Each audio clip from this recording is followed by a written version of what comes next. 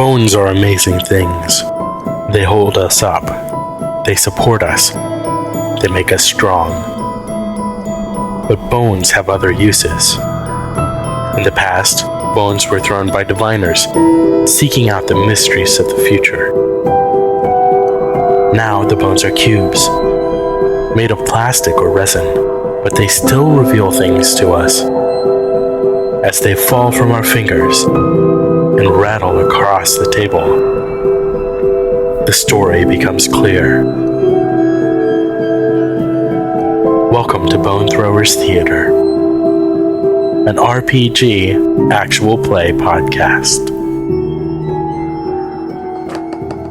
All right, and welcome to Bone Throwers Theater. We are going to be doing a one-shot. I'm excited for this one-shot. This is a system I feel like we talk about a lot, but we haven't had a chance to play it yet. We're going to be running a Fate one-shot, Fate Accelerated. My name is Jordan, if I haven't said that already, and I'm going to be the Game Master. Hello, this is Johnny, and I'm Johnny. This is Jeremy. This is Jeff. My name is Aaron.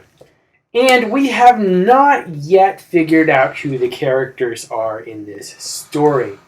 So I'm going to go ahead and walk you all through the character creation process. It's not going to be terribly hard, I don't think. Of course, we will find out. The setting for this game is actually a small town in Tennessee in the 1970s.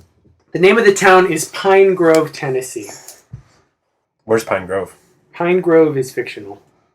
Tennessee. But it's in Tennessee. Right, but there's a lot of Tennessee. There's like mountains, Tennessee. There's like... It's in a more mountainous area. So eastern Tennessee. Yeah. Okay. It is based on a real place, but I changed the name. Is this based on real events? It is based off of real experiences to a certain degree. The Beverly Hillbillies. Hi, I'm George. So one of the things about Fate that is different from other games is that the character sheet is based around these things called aspects. And you have a high concept aspect, which is basically an overall statement of your character. It's a word, phrase, or sentence that describes something centrally important to your character. It could be a motto that your character lives by, it could be a personality quirk, it could be a description of a relationship you have with another character, an important possession or a bit of equipment your character has, or any other part of your character that is vitally important. Just so you know, we're going to at least have 3 aspects that I can think of, because we're going to try and keep this short. Sometimes it can be a little harder to think of other aspects beyond those 3, but we're going to have our high concept, which is who your character is. Then you're going to have your trouble aspect, which is something that is going to get you into trouble. And then one more thing in your aspect. To go ahead and develop those, though, I'll go ahead and pass out some index cards for writing purposes. We're going to go ahead and do our famous questions for personality. Your stream of consciousness personality prompts. So, 1970s, you all are going to be high school students in eastern Tennessee. Jeremy. Mm-hmm.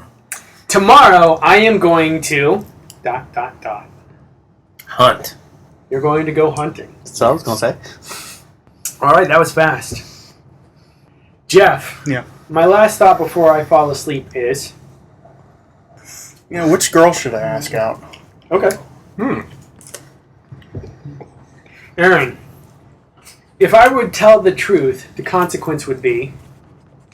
I wouldn't get to play in the big game on Saturday. Johnny. Yeah. The place I go when I don't want anybody to find me is... Down the creek. Jeremy. The biggest shock of my life was when... When did Elvis die? Before that. When Elvis died. John Lennon died. Elvis is still alive at this point. Oh, okay. And so is John Lennon. Wow. There was only 3 years difference between their deaths. When my older brother was in a car accident. Jeff, Mm-hmm. my childhood dream was... Doctor. You wanted to be a doctor. Okay. Aaron, when I look in the mirror, I see... My dad. Johnny, the answer to the problem that I've been avoiding is... The answer to the problem I've been avoiding? Murder. All right. Okay. That sounds like a great trouble aspect. Jeremy, the reason I am in this situation is because... I feel the need to follow in my brother's footsteps. Jeff, the person I hate the most is...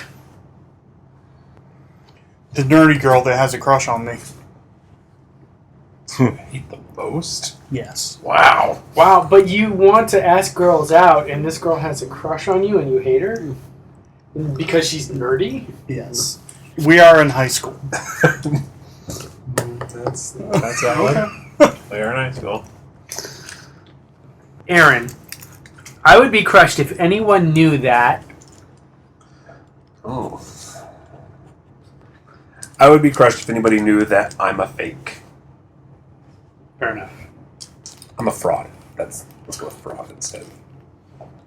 The message I got from my mother is... Obey your paw.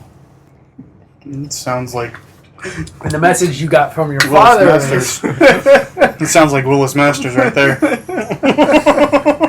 Better got my father was. You got that question for Willis Masters. Did I? Yes. Take care of your chores and don't trust them over theirs. Don't trust them over there. No, them over theirs. Them over theirs. Okay. So I think you each have three things in front of you. So I think that's a good starting point for building a character, unless anybody feels like they want more questions, more prompts.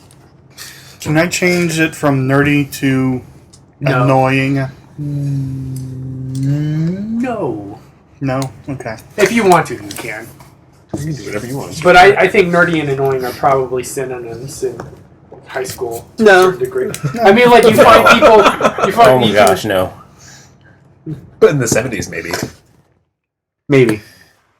So, Aaron, I'm going to use you as the example walking through this. I'm used to being used as an example. So, what is your overall idea for your character? A jock on steroids, Okay. whose dad actually helps him get his steroids. Oh, actual steroids. Oh, yeah, actual steroids. Not just like a jock on steroids as like your Uber jock. Yeah. Yeah, Oh, no, not- like literally, I'm a jock. I want to do well. My dad knows that I want to do well. My dad's super supportive of that, and so supportive that he helps me buy steroids. Okay. That is messed up. It was the 70s. That's true. All the bodybuilders were on steroids in the 70s, so yeah. All right. So your high concept is probably going to be centered around your athletic prowess. Yes. So how would you describe yourself? Instead of just saying, I'm a jock, how would you expand on that? Like, what is your sport of choice? Baseball, basketball, football? Football. Something. And I'm actually center. So you're a big boy. Yeah, I'm a big guy, but not like... As in, I can move a lot of weight.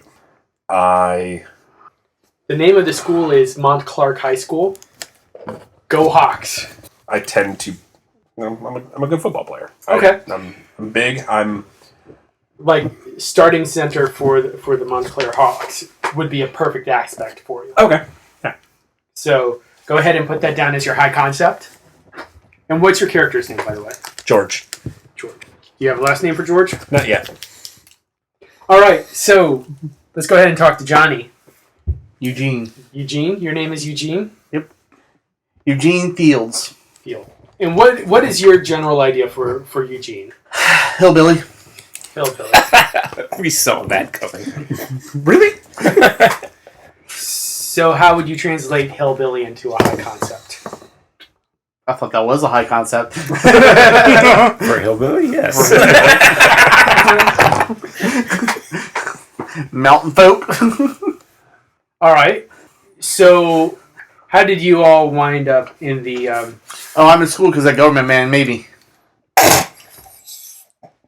So maybe something along the lines of like hillbilly and proud of it, or Oh yeah, So okay, very much. That could be a good high aspect.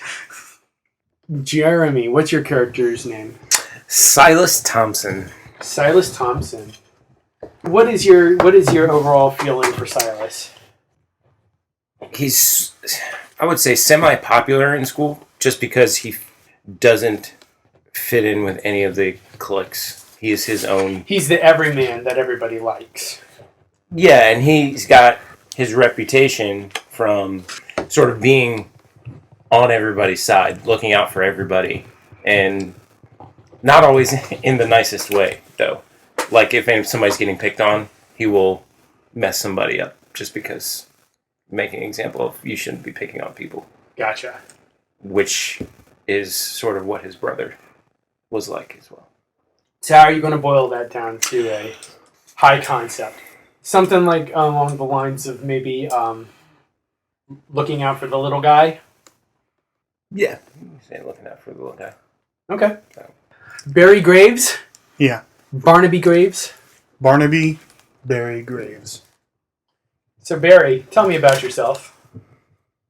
I'm the cool kid at school. Sure you are. Think of the Fonz, only less hokey. Fonzie. So That's no cool. sharks that are being Yeah. water skied over. Yeah. Gotcha. I'm the guy that picks on the little guy when You're not he's not Fonz. around. So when Silas isn't around, I'm the guy that picks on...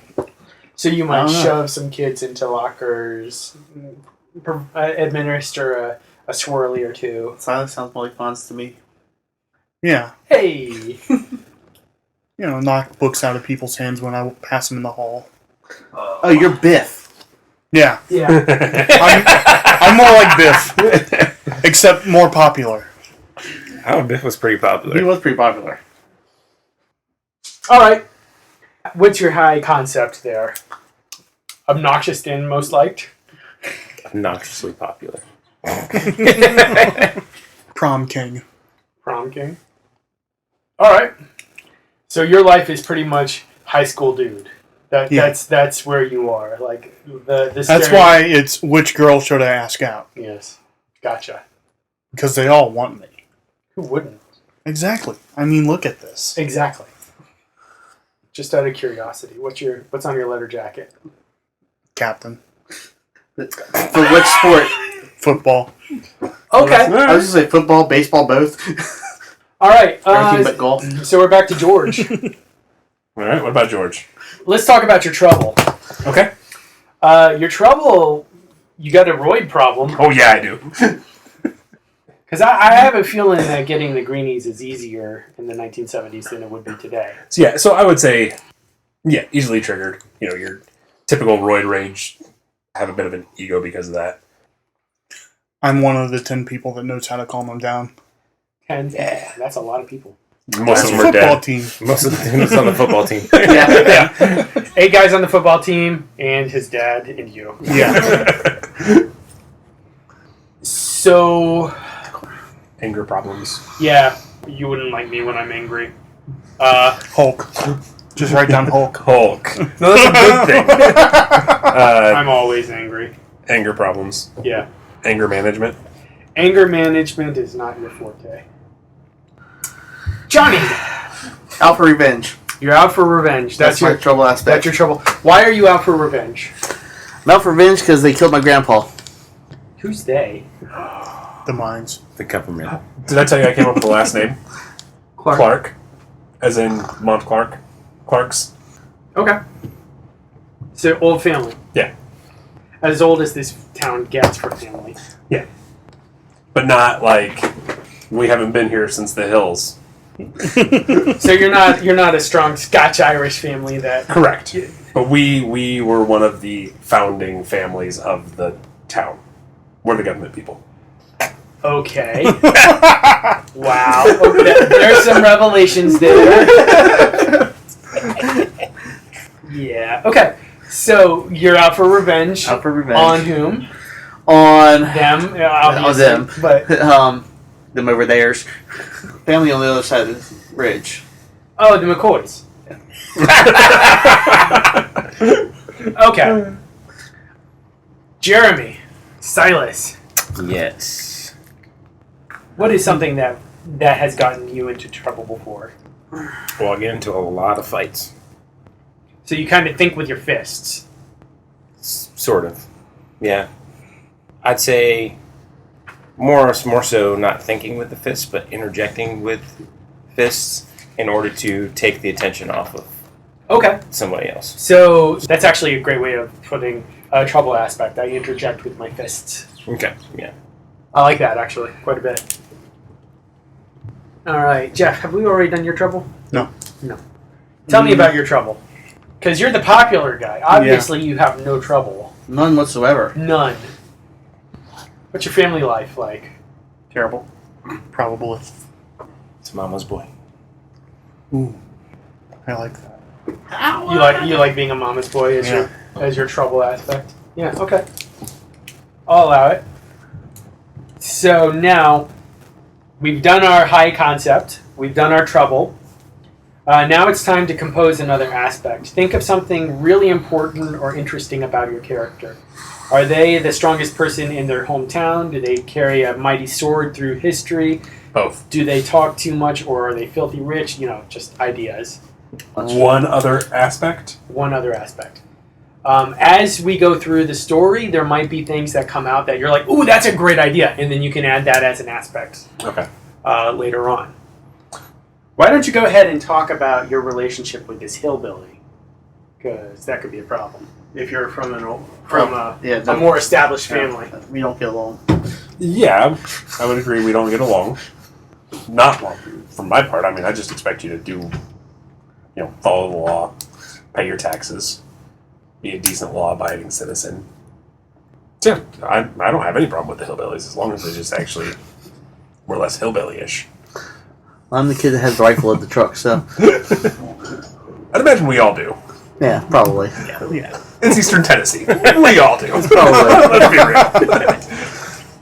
It's like well-connected would be an aspect. It could be, yes. Yeah, that's my aspect. Well-connected. Trout King. Win all the fishing competitions.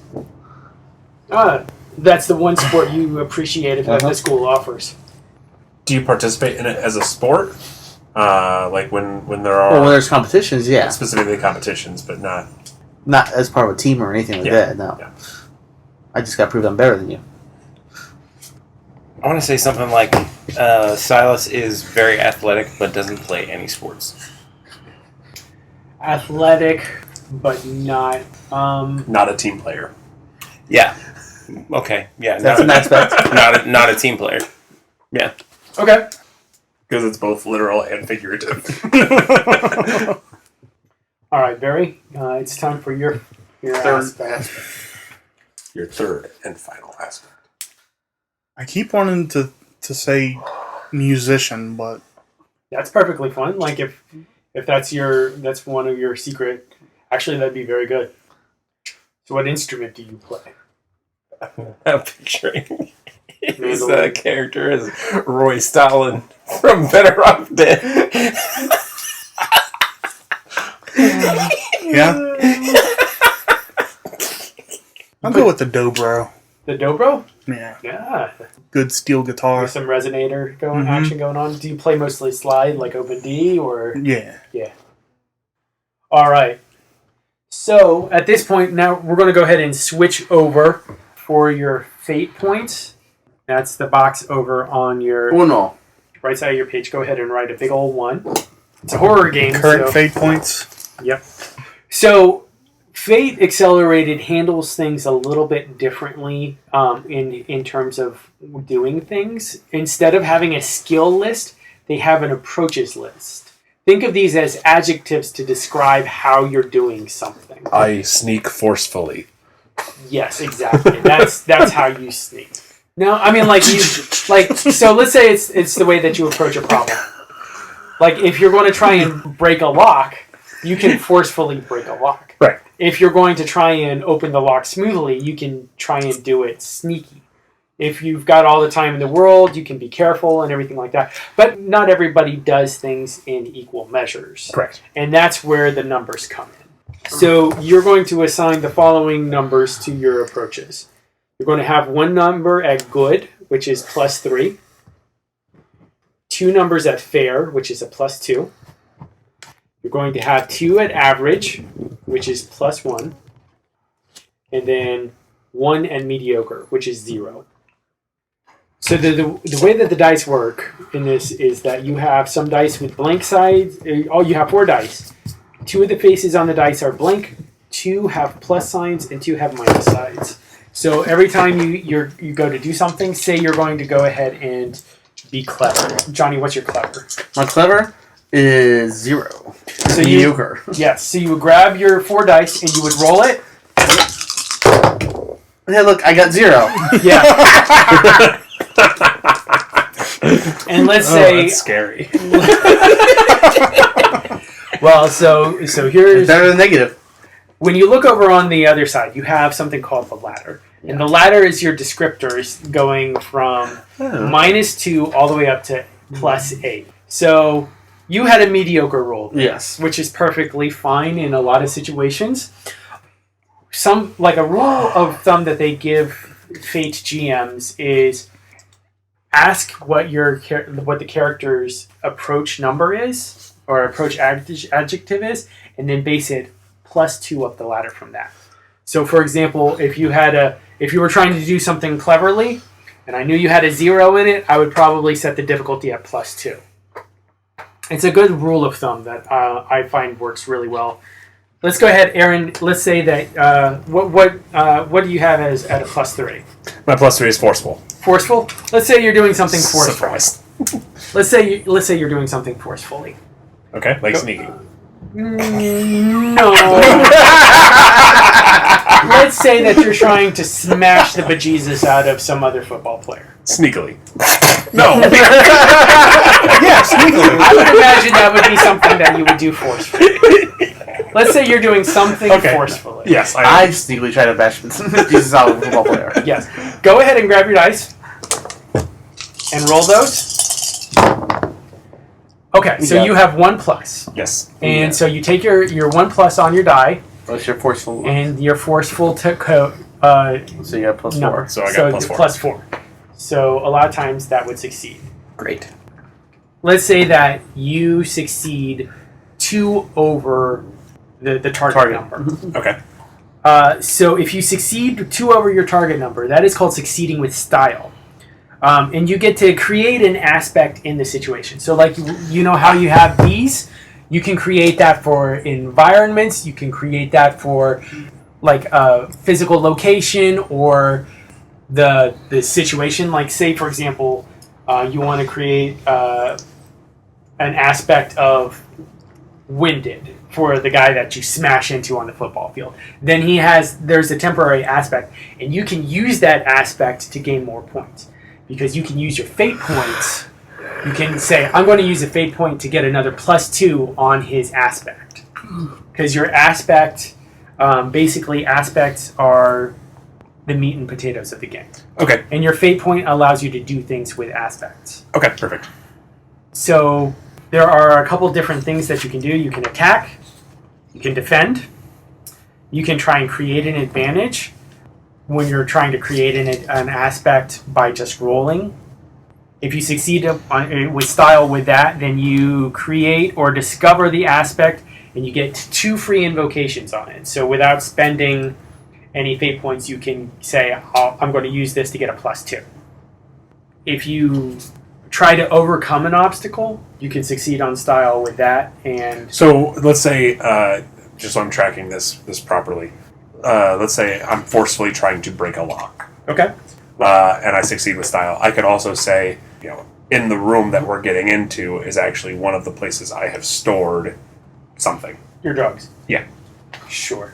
Okay, so that is something you could do, yes. Okay. It's almost like setting the narrative or guiding the narrative. Correct. Yeah.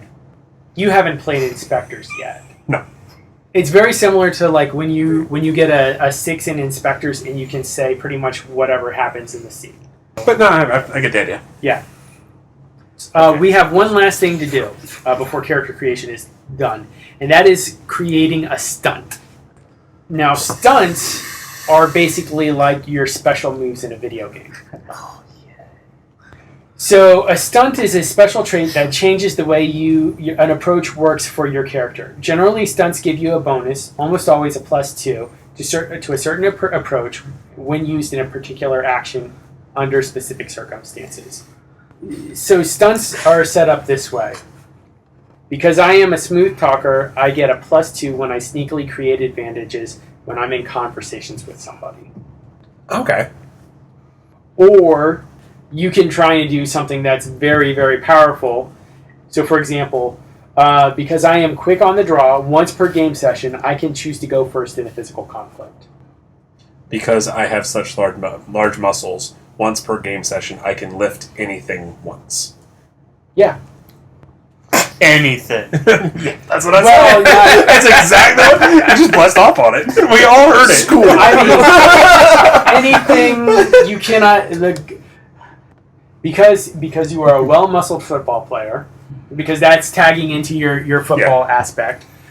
Because you spend a lot of time working out, however you want to say it. You can throw any person. Once per session, you can pick up an unusually large object. Could be a rodent. Doesn't have to be. Yeah. So it's a once per session. That's a once per session Thing. thing. Okay. Or if you want to say, because I am a well-muscled football player, I gain a +2 when I forcefully try to pick up cars. As an example of something. Okay, so it can be a once per session or it can be a plus. So I could do a +2 anytime I forcefully move an object. Yes. Does the object have to be defined No. in that instance? Not necessarily. Like if it's like brute force me lifting something. Because you're trying to overcome you're trying to overcome an obstacle. So like for example, because I am a lover of puzzles, I get a +2 when I cleverly overcome obstacles. So, for mine, I'm going to put, because I'm a hillbilly and proud of it, I'm a dead shot on my own property. Yes. Yeah. Yes, because that specifically tells you where, because you have the knowledge of the area. Yes. And so that would probably give, like, from a mechanical perspective, a +2 on shooting something. Yeah. So here's my thought process on this. Because I interject with my fists, I get a +2 whenever I try to forcefully knock somebody to the ground. Yeah. Okay. That's perfect. Yeah. All right. How about this? Because of my dexterity, I get +2 to quickness to be first in the fight. Perfect. You guys are going to be punching a lot of things, apparently. Yeah, well, I think we're a very physical group. Yes, we are. Which works well for the story I have planned. Okay, good. In that it works not at all. Solving puzzles, yes! We're going to punch our way through this. Oh, it's a maze? We'll just knock down the walls. Yep. Turn yourself into what was that X-Man's name who could turn The it? Juggernaut? Yeah. Or Colossus. Colossus, that was the one I was thinking of. I think we're going to go ahead, now that we've got our characters created, we're going to go ahead and stop there for this session. But thank you very much for listening. Join us next time when the fun starts. Thank you for listening to Bone Throwers Theater. We are releasing this podcast under a Creative Commons Attribution, Non-Commercial, No Derivatives 3.0 Unported license. That means you can share the podcast, but please do not modify it or try to gain financially from it. If you would like to visit our website, you can do so at bonethrowerstheater.com. If you would like to send us an email, you can do so at bonethrowerstheater@gmail.com. Our Twitter handle is bonethrowerstheater. You can also look us up on Facebook and subscribe to our YouTube channel. And until next time, may the bones fall ever in your favor. This has been a Nerd Circle podcast production.